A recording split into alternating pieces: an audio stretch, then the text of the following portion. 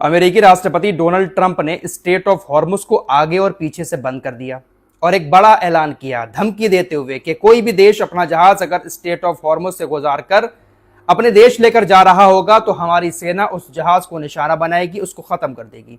और अगर किसी देश ने पैसे दिए होंगे टोल टैक्स के रूप में ईरान को, तो उस जहाज को तो और भी ज्यादा निशाना हमारी सेना की तरफ से बनाया जाएगा। इस तरह की बड़ी धमकी देकर कल स्ट्रेट ऑफ हॉर्मुज को आगे और पीछे से ब्लॉक करने का ऐलान डोनाल्ड ट्रंप की तरफ से कर दिया गया। लेकिन इस वक्त की बड़ी खबर यह है कि अमेरिका की इस नाकेबंदी को तोड़ते हुए चाइना का एक जहाज स्ट्रेट ऑफ हॉर्मुज क्रॉस करके चाइना की तरफ तेजी के साथ बढ़ रहा है। अमेरिका ने जो नाकेबंदी की थी, उस नाकेबंदी को तोड़ते हुए चाइना का जहाज निकल आया, लेकिन अमेरिका के नौसेना की इतनी औकात नहीं हुई कि वो चाइना के जहाज को रोक सके। चाइना का रिच स्टारी नाम का तेल टैंकर ईरान की बंदरगाह से निकला और स्ट्रेट ऑफ हॉर्मुज क्रॉस करके चाइना की तरफ पहुंच रहा है। रास्ते में ना तो उसको अमेरिका का युद्धपोत दिखाई दिया, ना ही अमेरिका की सेना की कोई किलेबंदी दिखाई दी। चाइना का जहाज समुद्र का सीना चीरते हुए आराम से चाइना की तरफ जा रहा है। अब यहां पर दो ही बातें हो सकती हैं, या तो ईरान के हमले के डर से ईरान के क्षेत्र में अमेरिका अपने युद्धपोत भेज ही नहीं रहा है, या फिर चाइना की तरफ से जो कल ऐलान किया गया था कि हमारे जहाज को छूने की कोशिश ना करे अमेरिका, जो किलेबंदी की है ना, हमारा समझौता हो चुका है ईरान के साथ, हमारे जहाज को छूने की कोशिश की तो अच्छा नहीं होगा। दोस्तों, 100 बात की एक बात यह है कि अमेरिका के राष्ट्रपति डोनाल्ड ट्रंप अकेले स्ट्रेट ऑफ हॉर्मुज में कुछ नहीं कर सकते। कई सारे देशों को न्योता दिया कि आप आओ यहां पर। फ्रांस को बुलाया, इटली को बुलाया, ब्रिटेन को बुलाया, लेकिन कोई भी देश इस मिशन में अमेरिका का साथ देने स्ट्रेट ऑफ हॉर्मुज में नहीं आ रहा है। अमेरिका की सेना अकेले अपने युद्धपोतों से किसी भी जहाज को नहीं रोक पाएगी। अभी तक कोई भी ऐसी घटना सामने नहीं आई है कि अमेरिका की नौसेना ने किसी भी जहाज को रोककर उस पर हमला किया हो। चाइना का जहाज आराम से गुजर चुका है। अब इन सारी खबरों के बीच ईरानी सांसद का एक बड़ा बयान सामने आया है। ईरानी सांसद हामिद रेजा हाजी बाबाई ने कहा कि कोई भी देश अमेरिका का साथ देने आता है, अमेरिका हमारे ऊपर जो प्रतिबंध लगा रहा है, जो नाकेबंदी कर रहा है, उस नाकेबंदी का दुनिया का कोई भी देश अगर समर्थन करता है तो फिर उस देश को स्ट्रेट ऑफ हॉर्मुज से गुजरने के लिए दोगुनी लागत देना पड़ेगी। यह बात तो आप लोग जानते ही हैं कि यूरोप में जो तेल इस्तेमाल किया जाता है उसका 20% हिस्सा स्ट्रेट ऑफ हॉर्मुज से ही गुजरता है। यूरोपीय देशों को तेल के लिए स्ट्रेट ऑफ हॉर्मुज से अपने जहाजों को गुजारना ही गुजारना है। अब ऐसे में यूरोपीय देश अगर आते हैं अमेरिका का समर्थन करने तो कहीं ना कहीं उनको ज्यादा नुकसान उठाना पड़ेगा। अभी जो कम टैक्स ले रहा है ईरान, फिर ज्यादा टैक्स लेने की मांग करेगा और बहुत सारे गंभीर प्रतिबंध भी अमेरिका का साथ देने वाले देशों के ऊपर ईरान लगा देगा। इसीलिए शायद अभी तक अमेरिका का साथ देने कोई भी यूरोपीय देश मिडिल ईस्ट में ईरान के खिलाफ जंग में नहीं उतरा है। अमेरिकी नौसेना अपने बड़े से बड़े हथियार को समुद्र में उतार रही है ईरान को रोकने के लिए, लेकिन ईरान रुक नहीं रहा है। अब खबर आ रही है कि प्रशांत महासागर में अमेरिका का माइन स्वीपिंग जहाज मौजूद है। कई सारे माइन स्वीपिंग जहाजों को प्रशांत महासागर से अमेरिका की नौसेना मिडिल ईस्ट में बुला रही है, और वो इसलिए बुलाया जा रहा है ताकि जो बारूदी सुरंगें ईरान ने बिछाई हैं, उन बारूदी सुरंगों को ये जहाज खत्म कर दे। अमेरिका के जो माइन स्वीपिंग जहाज हैं, ये बारूदी सुरंगों को हटाने के लिए जाने जाते हैं, तो प्रशांत महासागर में इस वक्त ये मौजूद हैं, उनको अब बुलाया जा रहा है मिडिल ईस्ट के अंदर। अमेरिका अकेले ही सारी जद्दोजहद कर रहा है, लेकिन अमेरिका अकेले ईरान के ऊपर शायद काबू नहीं पा सकता। डोनाल्ड ट्रंप की तरफ से इस जंग के दौरान सबसे ज्यादा दावे यही किए गए कि हमने सबसे ज्यादा नुकसान ईरान की नौसेना को पहुंचाया है। तकरीबन 158 जहाज, बड़े ताकतवर जहाज हमने डुबो दिए हैं। ईरानी नौसेना तो बची ही नहीं है। अरे जब बची नहीं है तो भूरा हरा क्यों नहीं पा रहा है? क्यों दूसरे देशों को बुला रहा है कि आओ ईरान से स्ट्रेट ऑफ हॉर्मुज खुलवाओ? जब ये खुद कह रहे हैं कि ईरानी नौसेना खत्म हो चुकी है, उसके बाद भी ईरानी नौसेना डटकर सामना कर रही है, तो आप अंदाजा लगा सकते हैं कि IRGC जो जमीनी स्तर पर है उसको इन्होंने कितना सा नुकसान पहुंचाया होगा।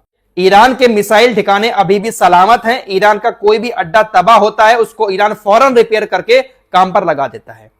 अच्छा, इनकी कुछ तस्वीरें आपको दिखाता हूं। सैटेलाइट तस्वीरें खुद ईरान की तरफ से जारी की गई हैं। इस जंग के दौरान आपने लगातार ये बातें सुनी कि सऊदी अरब के अंदर सबसे ज्यादा नुकसान अमेरिका को हुआ है, बहरीन के अंदर सबसे ज्यादा नुकसान हुआ है, लेकिन इसी बीच जो अब तस्वीरें जारी की हैं ईरान ने, वो कुवैत, इराक और सीरिया की हैं। ईरान ने सैटेलाइट तस्वीरें जारी करते हुए यह दिखाया है कि देखिए पहले कैसे अमेरिका के बेस हुआ करते थे, लेकिन हमने जब हमला किया तो हमले के बाद अमेरिकी बेस की हालत कैसी हो गई है। बिफोर और आफ्टर दोनों तस्वीरें ईरान की तरफ से जारी की गई हैं। ये कहां की तस्वीरें हैं? ये सिर्फ कुवैत, सीरिया और इराक में जो अमेरिका का बेस बना हुआ है वहां की तस्वीरें हैं। बाकी बहरीन की तस्वीरें, सऊदी अरब की तस्वीरें आप लोग देख ही चुके हैं, कितने सारे विमान सऊदी अरब के अंदर इनके मारे गए हैं।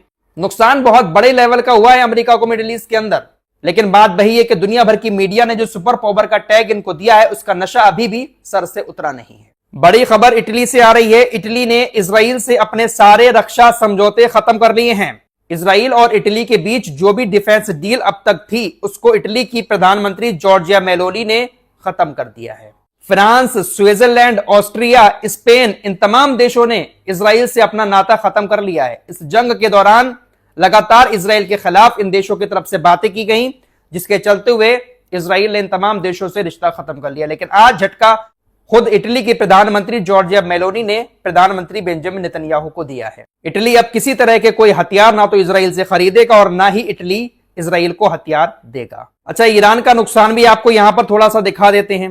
ईरान को भी इस जंग के दौरान बहुत बड़ा नुकसान हुआ है, क्योंकि बहुत सारा इंफ्रास्ट्रक्चर डैमेज कर दिया है अमेरिका और इजराइल के खतरनाक बमों ने।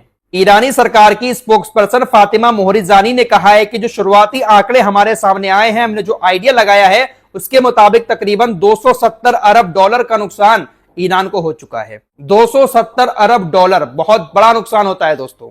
इन्होंने कहा यह आंकड़ा शुरुआती आंकड़ा है, लेकिन इसमें और ज्यादा बढ़ोतरी हो सकती है। तकरीबन 300 साढ़े 300 अरब डॉलर तक यह आंकड़ा जा सकता है। इन्होंने कहा कि अब तेहरान हर्जाना हासिल करने की कोशिश कर रहा है।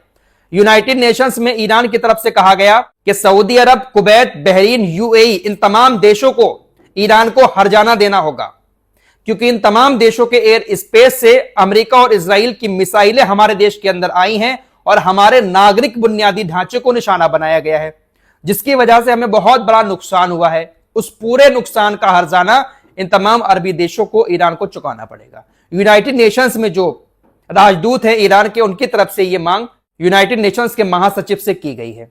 अब देखते हैं कि यूनाइटेड नेशंस क्या एक्शन लेता है, क्या इन अरबी देशों से ईरान को हर्जाना दिलवाता है या नहीं दिलवाता है। वैसे यूएई और कतर भी कह चुके हैं कि हमें हर्जाना चाहिए है। कुवैत भी कह रहा है कि ईरान ने भी हमें बहुत नुकसान पहुंचाया है, ईरान इसकी भरपाई करे। उधर लेबनान के बॉर्डर पर भी इजराइल की सेना लगातार कोशिश कर रही है कि हिजबुल्लाह के महासचिव नईम कासिम को मार दिया जाए।